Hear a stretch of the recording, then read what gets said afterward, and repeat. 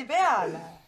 Ma ei saa voodi peale istuda, see kokku. Tule istu siia voodi peale siis, ma ei viitsi kõlariga tõsiselt rääkida. Aga äkki nüüd tulete püsti ja hakkame peale selle prooviga, on ju nii? Mul on kõsest huvitav. Mõtlesin, ma ei pea häält. No nii. Sõnad on peas. Ei ole. Anna sõnad. Anna sõna.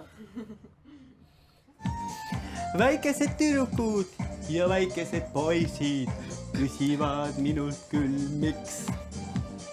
Mis on kuu, mis on päike, mis on armastus?